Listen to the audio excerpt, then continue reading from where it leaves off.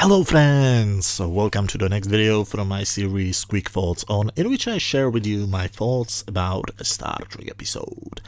50 years and almost 1 week ago a new episode of the original series was aired, called The Doomsday Machine. And these are my opinions about it. Better late than never, right? The Enterprise receives a distress call from another Constitution-class starship, the USS Constellation. It was commanded by Kirk's friend, Commodore Matt Decker, so Kirk has also a personal reason for fighting the ship. They find out that the most of the planets have been destroyed in that star sector. When they finally find the Constellation, it's heavily damaged. As soon as Kirk finds out that some sectors of the ship are still accessible, he decides for a landing party. This must have been a pretty cheap episode to film. It's pretty clear that the Constellation ship interiors were filmed on the Enterprise sets, with crap edit anywhere.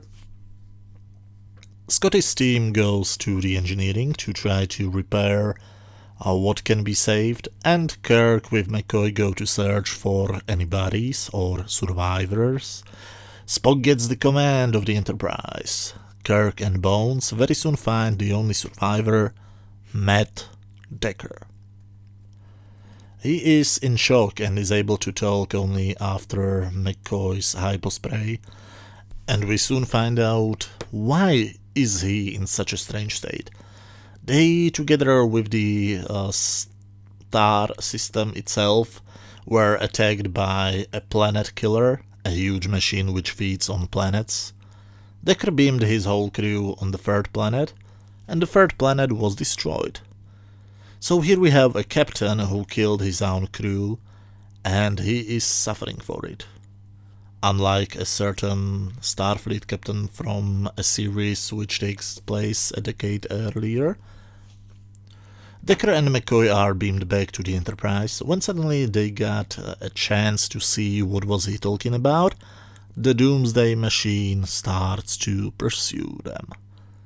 The Enterprise gets attacked, but they thankfully manage to survive it. However, when they find out that the thing flies towards the Rigel system, an argument occurs on the bridge. Commodore Decker wants to attack the machine. Mr. Spock wants to go back to the Constellation and then fly quickly to warn the Federation. They start to argue, and Decker assumes the command of the Enterprise and decides to attack the Doomsday Machine anyway. They attempt to attack it several times, but when the Doomsday Machine starts to pull the Enterprise inside, Spock threatens that he will relieve Decker from command, because continuing the attack is a sure sign of suicidal tendencies and a proof of his incompetence for medical reasons.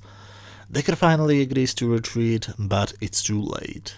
The Enterprise is violently pulled inside the machine. Thankfully, Scotty manages to start the engines of the Constellation, enough to move the ship and cause a distraction.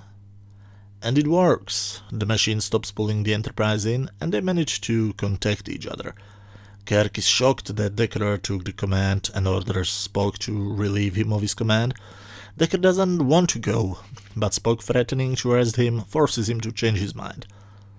He pretends to go to sickbay with the red-shirt, Mr. Montgomery, when he suddenly beats him up and steals a shuttle. Remember, we are supposed to feel sympathies for this guy. Well, we soon find out that he has a kind of a noble plan. He wants to fly inside the Doomsday Machine and destroy the thing from inside. Both Spock and Kirk try to explain him that it will not work, but he doesn't listen, and soon he's dead.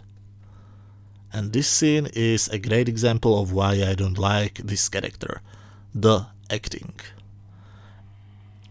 Don't get me wrong, I have nothing against overacting. I mean, I love Bill Shatner, but Wyndham makes Shatner look like the most subtle actor in Hollywood. And both in this scene and in the scene where Kirk and McCoy find him, it actually hurts the scene in my opinion. I mean, wouldn't these scenes be more powerful if his acting was more, well, subtle? I think that the original interpretation of this scene should be that he intentionally makes a very honorable decision to sacrifice his life for the mistakes he has done. He even says that he should die together with his men. But in the way it was shot, it looks like he has decided to do it because, well, he's crazy. And I personally have a huge problem not to start laughing whenever there is a close-up of his face, and these scenes should be dramatic, not funny. At least his death isn't completely useless. Spock and Sulu find out that the explosion of the shuttle's impulse engines managed to do some damage to the planet killer, so Kirk comes up with a plan. He flies with the Constellation inside the planet killer and blows up the engines, and then gets beamed up to the Enterprise in the last moment. There is just a 30 seconds long window, so everybody protests, but they still do it anyway. Scotty beams on the Enterprise, and of course the transporter starts malfunctioning, so Scotty has to quickly repair the transporter, even though Kirk has already pressed the blow-up button. But of course, Scotty fixes the transporter and they beam Kirk safely in the last second. The planet killer is seriously damaged and shows no signs of quote-unquote life, which means that our heroes were again successful. They even left the door open for a potential sequel, but that never happened, at least not officially. There is one fan film which deals with this. At least one. The first is the pilot to Star Trek New Voyages, called In Harm's Way. That episode even stars Barbara La Luna and William Wyndham himself. The story is that Decker wasn't killed but transported to the 1960s Earth. Also in Star Trek the Motion Picture, the captain of the USS Enterprise at the beginning is a certain gentleman called Willard Decker. And according to some sources, not sure if they are official or not, but he's supposed to be Commodore Decker's son. This episode is almost perfect. It's filled with action and drama, it's perfectly paced, has interesting special effects and interesting characters, but there is one thing I have a problem with. The acting of William Wyndham, who played Matt Decker. His acting is, well, I guess I have to say, it's funny when it should be dramatic. I unfortunately can't take him seriously. When he's not funny, he's unlikable. In the end, when he sacrifices his life, we should be probably sorry and sad, but the only thing I felt was relief that we won't see the character again, and that's sad. I know what they were trying to achieve, it just doesn't work, at least for me. Otherwise than that, I have absolutely nothing to complain about. Which is pretty unusual if you watch my videos more often. It's just a very well done episode. It even has the typical anti-war message, which was common for the 60s Star Trek.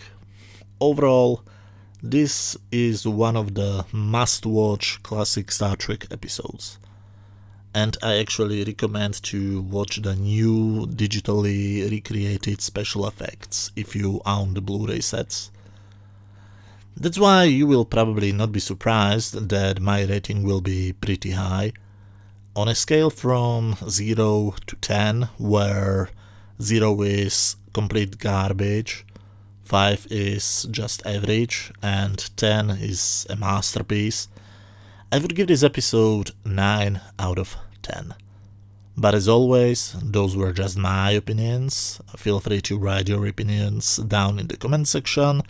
If you liked this video, hit that thumbs up button, and if you like what I'm doing on this channel, feel free to watch any of my other videos. You should see some links on screen right now.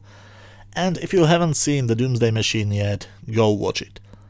Thank you very much for watching and for wasting your time and for waiting for almost a week until I managed to upload this video. So thanks again and see you next time. Bye.